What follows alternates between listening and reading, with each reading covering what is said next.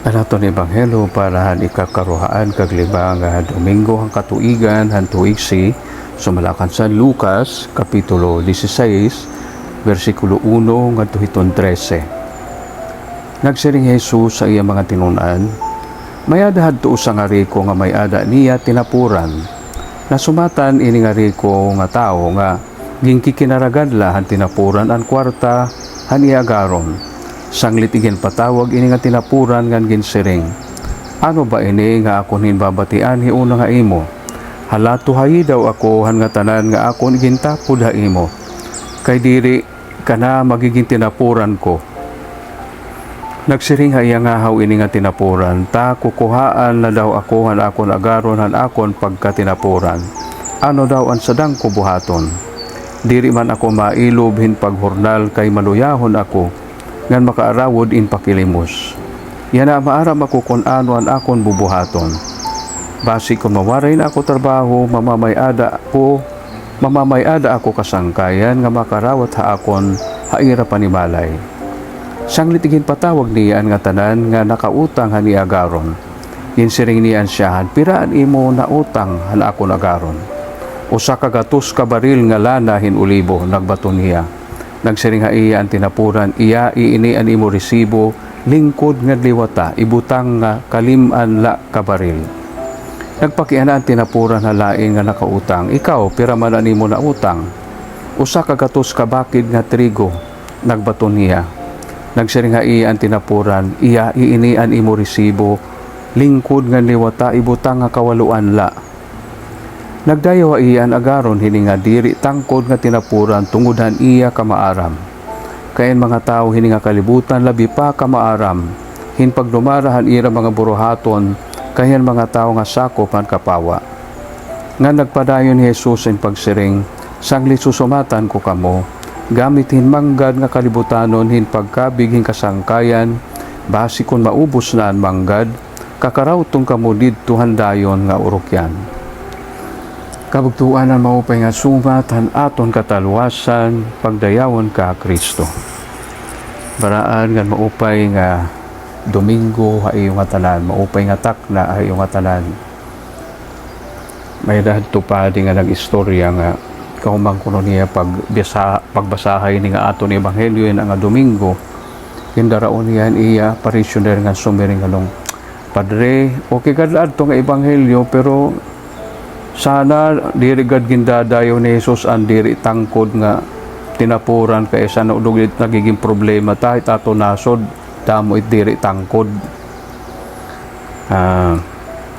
Wari ang padi magsumat tan iya iginyakan pero para kamo adto nga yakan nagpapahinumdum la ito na ato nga kinahanglan mamati nga kita og nagbabasa sa Biblia diri basta-basta kita naghahatag kita atong pananaw nga sugad bahin assign na iton tama nga pananaw o tama nga interpretation kay akamatuuran la diri iton asay diri iton amo iton mensahe aton iton pasumbingay mensahe iton pasumbingay dinhi katom kabugtuan nga bisan kon diri tangkod ang tinapuran nahibaruhiyahin pagbuliwan iya ganansya.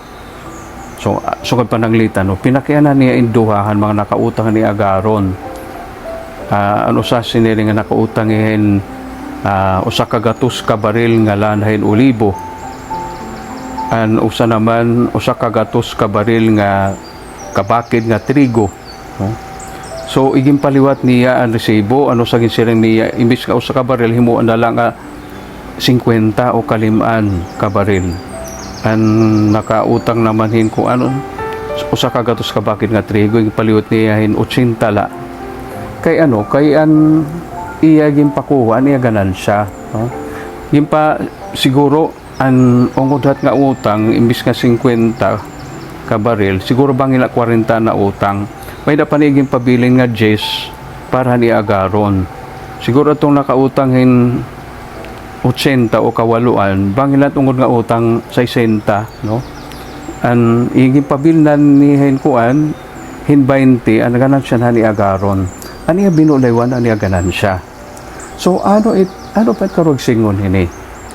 Ini nga lalaki nga bisan kon diri tinapuran bisan kon diri tangkod nahibaruhian paggamit han iya manggad, ano?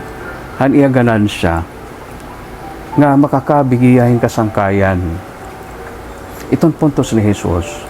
Kung ano man iton aton mga manggad din hatuna, kung ano man atong gintatagadaan, makwarta man ini, matuna, matalento, gamiton ta nga makakabigitahin mga kablas nga magiging aton nira mabuligan kay nakakabuligan kay tahit aton ikasitao nagiging kasangkayan tahira ngan nagiging sangkay tangani iton aton ikasitao hamatan Dios siliwat aton nagiging sangkay ngan ini iton giimportante nga sangkay an Dios kayaan makakahatag aton nga kinabuhi nga dayon yan makakapasulod aton ang ginadian ng langit.